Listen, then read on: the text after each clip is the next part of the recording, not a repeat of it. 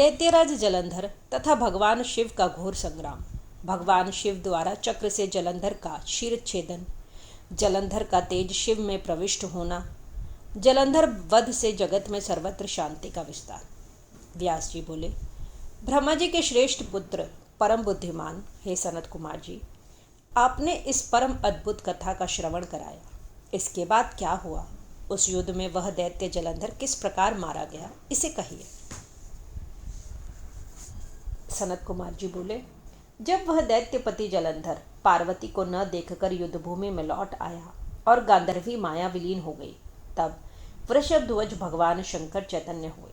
माया के अंतर्धान हो जाने पर भगवान शंकर को ज्ञान हुआ। तदनंतर संहार करने वाले शंकर लौकिक गति का आश्रय लेकर अत्यधिक क्रुद्ध हुए। इसके बाद शिवजी विस्मित मन तथा क्रुद्ध होकर जलंधर से युद्ध करने के लिए चल दिए। उस दैत्य ने भी शिवजी को पुनः आता हुआ देखकर उन पर बाणों की वर्षा करना प्रारंभ कर दिया। प्रभु शिवजी ने बलशाली उस जलंधर के द्वारा छोड़े गए उग्र बाणों को अपने श्रेष्ठ बाणों से बड़ी शीघ्रता से काटकर गिरा दिया। त्रिभुवन संहार करता शिव के लिए यह कोई अद्भुत बात नहीं हुई। तदनंतर अद्भुत पराक्रम वाले शंकर जी को देखकर जलंधर ने उन्हें मोहित करने के लिए माया की पार्वती बनाई। शिवजी ने रथ पर स्थित बंधी हुई विलाप करती हुई एवं शुंभ तथा निशुंभ के द्वारा मारी जाती हुई पार्वती को देखा। तब उस स्थिति वाली पार्वती को देखकर लौकिक गति प्रदर्शित करते हुए शिवजी सामान्य जनों की तरह अत्यंत व्याकुल हो उठे। उस समय अनेक प्रकार की लीलाओं में प्रवीण शंकर जी के अंग शिथिल हो गए और अपना पराक्रम भूलकर वे दुखी होकर मुख नीचे करके मौन हो गए। उसके बाद जलंधर ने पुंख तक धंसने वाले 3 बाणों से वेग पूर्वक शिवजी के सिर, हृदय तथा उत्तर प्रदेश पर प्रहार किया। तब महालीला करने वाले तथा ज्ञान तत्व वाले भगवान रुद्र ने क्षण भर में अग्नि ज्वाला के समूह से युक्त अत्यंत भयंकर रौद्र रूप धारण कर लिया। उनके इस अति महान रौद्र रूप को देखकर महादैत्यगण सम्मुख खड़े रहने में असमर्थ हो गए और 10 दिशाओं में भागने लगे। हे मुनीश्वर, उस समय वीरों में विख्यात महावीर जो शुंभ एवं निशुंभ थे, वे भी रण में स्थित न रह सके। जलंधर के द्वारा रची गई माया क्षण भर में विलुप्त हो गई। उस संग्राम में चारों ओर महान हाहाकार होने लगा। तब उन दोनों को भागते हुए देखकर क्रुद्ध हुए रुद्र ने धिक्कार कर उन शुंभ निशुंभ को इस प्रकार शाप दिया, तुम दोनों दैत्य महान दुष्ट हो, तुम दोनों पार्वती को दंड देने वाले हो, मेरा महान अपराध करने वाले हो और इस संग्राम से भाग रहे हो।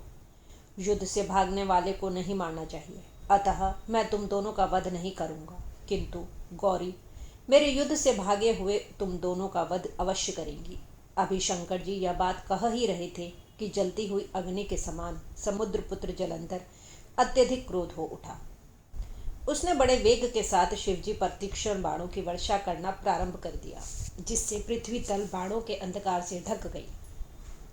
अभी रुद्र उसके बाणों को काटने में लगे ही थे कि इतने में उस बलशाली ने परिघ से वृषभ पर प्रहार किया।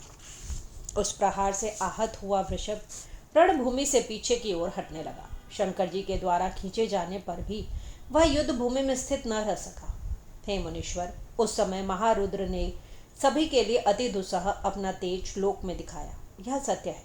उन प्रभु रुद्र ने अत्यधिक क्रुद्ध होकर रौद्र रूप धारण कर लिया और वे सहसा प्रलयकाल की अग्नि के समान अत्यंत भयंकर हो गए। मेरु श्रृंग के समान अचल उस दैत्य को अपने आगे स्थित देखकर तथा उसे दूसरे से अवध्य जानकर वे स्वयं उस दैत्य को मारने के लिए उद्युत हो गए। जगत की रक्षा करने वाले उन महाप्रभु ने ब्रह्मा के वचन की रक्षा करते हुए और हृदय में दया का भाव रखते हुए उस दैत्य के वध के लिए मन में निश्चय किया। उस समय क्रोध करके अपनी लीला से त्रिशूलधारी भगवान शंकर ने महासमुद्र में अपने पैर के अंगूठे से शीघ्र ही भयानक तथा अद्भुत रथ चक्र का निर्माण किया। उन्होंने उस महासमुद्र में अत्यंत जाज्वल्यमान रथ चक्र का निर्माण करके तथा यह स्मरण कर कि निश्चय ही इससे तीनों लोकों का वध किया जा सकता है, वे दक्ष, अंधक, त्रिपुर तथा यज्ञ का विनाश करने वाले भगवान शंकर हंसते हुए बोले, हे जलंधर, मैंने महासमुद्र में अपने पैर के अंगूठे से इस चक्र का निर्माण किया है। यदि तुम बलवान हो तो इस चक्र को पानी के बाहर करके मुझसे युद्ध करने के लिए ठहरो, अन्यथा भाग जाओ। उनके उस वचन को सुनकर जलंधर की आंखें क्रोध से जलने लगी और वह अपने क्रोध भरे नेत्रों से शंकर जी को जलाता हुआ सा उनकी ओर देखने लगा। हे शंकर, मैं रेखा के समान इस चक्र सुदर्शन को उठाकर गणों सहित तुम्हारा एवं देवताओं के साथ समस्त लोकों का वध कर गरुड़ के समान अपना भाग ग्रहण करूंगा। हे महेश्वर, मैं इंद्र सहित चर अचर सभी का नाश करने में समर्थ हूँ। इस त्रिलोकी में ऐसा कौन है जो मेरे बाणों के द्वारा अभेद्य हो। मैंने अपनी बाल्यावस्था में ही तपस्या के प्रभाव से भगवान ब्रह्मा को भी जीत लिया था और वे बलवान ब्रह्मा मुनियों एवं देवताओं के साथ मेरे घर में हैं। हे रुद्र, मैंने चराचर सहित संपूर्ण त्रिलोकी को क्षण मात्र में जला दिया और अपनी तपस्या से भगवान विष्णु को भी जीत लिया है। फिर मैं तुम्हें क्या समझता हूँ?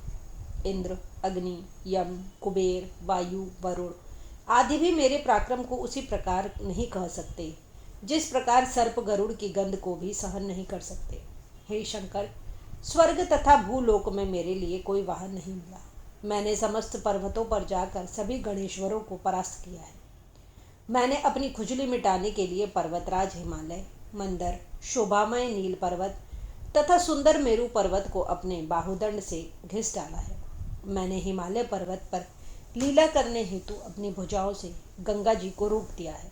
मेरे भृत्यों ने शत्रु देवताओं पर विजय प्राप्त की है। मैंने बड़ वानर का मुख अपने हाथों से पकड़कर जब बंद कर दिया, उसी क्षण संपूर्ण जगत जलमय हो गया था। मैंने ऐरावत आदि हाथियों को समुद्र के जल पर फेंक दिया तथा रथ सहित भगवान इंद्र को सैकड़ों योजन दूर फेंक दिया।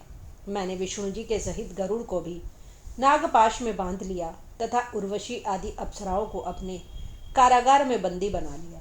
हे रुद्र, त्रिलोकी पर विजय प्राप्त करने वाले मुझ सिंधु पुत्र महाबलवान महादैत्य जलंधर को तुम नहीं जानते।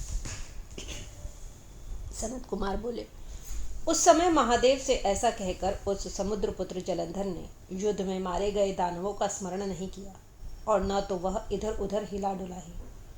उस दुर्विनीत एवं महादंध दैत्य ने दोनों बाहुओं को उठा ठोक कर अपने बाहुबल से तथा कटु वचनों से रुद्र का अपमान किया। उस दुष्ट के द्वारा कहे गए अमंगल वचन को सुनकर महादेव हंसे तथा बहुत क्रोधित हो गए। उन्होंने अपने पैर के अंगूठे से जिस सुदर्शन नामक चक्र का निर्माण किया था उसको अपने हाथ में ले लिया और उससे उसको मारने के लिए रुद्र उद्युत हो गए। भगवान शिव ने प्रलयकाल की अग्नि के सदृश एवं करोड़ों सूर्यों के समान दैदीप्यमान उस सुदर्शन चक्र को उस पर फेंका। आकाश तथा भूमि को प्रज्वलित करते हुए उस चक्र ने वेग से जलंधर के पास आकर बड़े बड़े नेत्रों वाले उसके सिर को वेगपूर्वक काट दिया। उस सिंधु पुत्र दैत्य का शरीर एवं सिर भूतल को नादित करता हुआ रथ से पृथ्वी पर गिर पड़ा और चारों ओर महान हाहाकार होने लगा। काले पहाड़ के समान उसका शरीर दो टुकड़े होकर उसी प्रकार गिर पड़ा जैसे वज्र के प्रहार से अति विशाल पर्वत दो टुकड़े होकर समुद्र में गिर पड़ता है।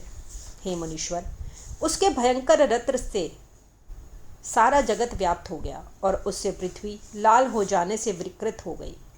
शिवजी की आज्ञा से उसका संपूर्ण रक्त एवं मांस महारौरव नरक में जाकर रक्त का कुंड बन गया। उसके शरीर से निकला हुआ तेज शंकर में उसी प्रकार समा गया जिस प्रकार वृंदा के शरीर से उत्पन्न तेज गौरी में प्रविष्ट हो गया था। जलंधर को मरा हुआ देखकर उस समय देव, गंधर्व तथा नागगण अत्यंत प्रसन्न हो उठे और शंकर जी को साधुवाद देने लगे। सभी देव, सिद्ध एवं मुनीश्वर भी प्रसन्न हो गए और पुष्प वृष्टि करते हुए उच्च स्वर में उनका यशोगान करने लगे। देवांगनाएं प्रेम से विभल होकर अति आनंदपूर्वक नृत्य करने लगी और मनोहर रागयुक्त शब्दों से किन्नरों के साथ सुंदर पदों को गाने लगी। हे मुने, उस समय वृंदापति जलंधर के मर जाने पर सभी ओर पवित्र तथा सुखद स्पर्श वाली दिशाएं प्रसन्न हो गई। शीतल, मंद, सुगंध तीनों प्रकार की वायु चलने लगी। चंद्रमा शीतलता से युक्त हो गया। सूर्य परम तेज से तपने लगा। शांत अग्नि जलने लगी और आकाश निर्मल हो गया। इस प्रकार हे मुने, अनंत मूर्ति सदाशिव के द्वारा उस समुद्र पुत्र जलंधर के मारे जाने पर संपूर्ण त्रैलोक्य अत्यधिक शांति मग्न हो गया। इस प्रकार श्री शिव महापुराण के अंतर्गत द्वितीय रुद्र संहिता के पंचम युद्धखंड में जलंधर वधोपाख्यान के अंतर्गत जलंधर वध वर्णन नामक 24वां अध्याय पूर्ण हुआ।